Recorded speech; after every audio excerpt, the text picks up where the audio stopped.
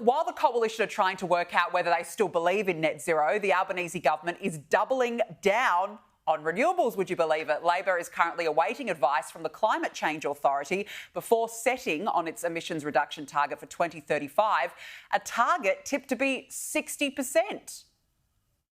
When the government receives that advice, we'll engage the cabinet processes to deliver the best outcome for Australia. That's the calculation that we'll be focused on. What is in the best interests of Australia and the Australian economy, and what delivers the best result for us to make sure that we deal with the challenges of climate change, but also capture the benefits onshore here in Australia in terms of industrial development. That'll be the calculation that we work through when we receive that advice. But there are many in the Labor Party either ignorant of or undeterred by the massive blackout experienced in Spain last month who are pushing for even higher reductions. We've done an enormous amount in 3 years, got renewable energy up to 40% of the grid, approved 80 projects, grid-scale renewable energy projects, and there's more in the pipeline. That will see renewable energy go up, which is what has popular support amongst Australians, and we need to make it work. I mean, they're just living in la-la land, really, aren't they? This is an absolute monumental fantasy. We have had so many warnings already, James, that Labor will not reach its 2030 target as it is. And now it wants to go even more ambitious for 2035. I mean, all you can do is laugh. It's actually quite embarrassing, to be quite frank.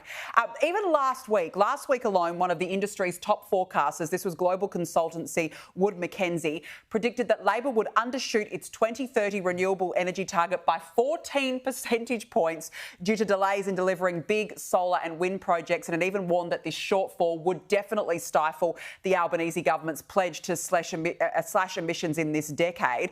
Yet you've got the puppeteer expert Chris Bowen out there saying, no, you know what, we're going to achieve these goals, but the evidence is completely stacked against Labor. So it's just bizarre that they want to come out with even more ambitious targets. I mean, have they not learnt the lessons of Spain and Portugal? This is what happens under a blackout revolution.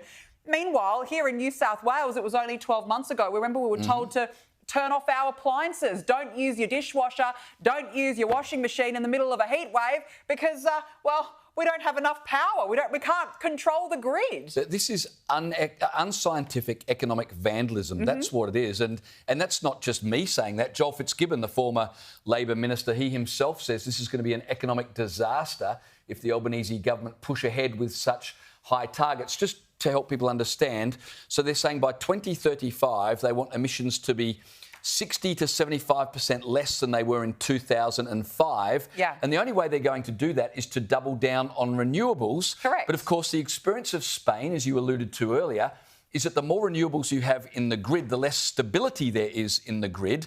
And so you end up with the very high likelihood that the whole thing collapses.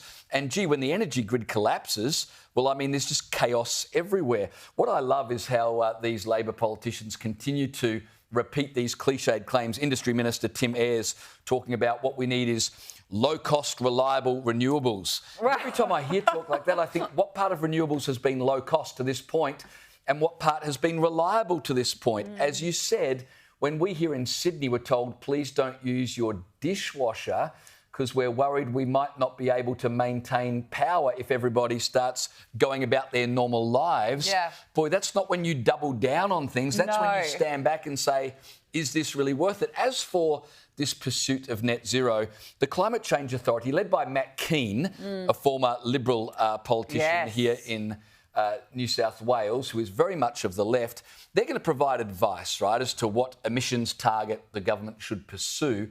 I'd love them to provide, with that target, the degrees to which the temperature will decrease if we achieve that target. That's a great question. That would seem to be the entire point of it all, but we never get that, do we? It's just this mad pursuit of net zero, and to hell with the consequences. It's madness. But it's not just, I mean, our electricity bills have obviously gone up, but there's other consequences as well. I mean, Chris Bowen's obsessed with these monstrosities of the sea, and that actually has a lot of environmental consequences as well. But what about the poor farmers that have to deal with these hideous transmission powers that are lines that are razoring through their land, all the while that Bowen can connect solar and wind to the grid. You know, I just think it's an absolute sham, James. It is, and yet the Labor government have taken their election victory as a mandate to push on with this complete restructuring of our electricity grid.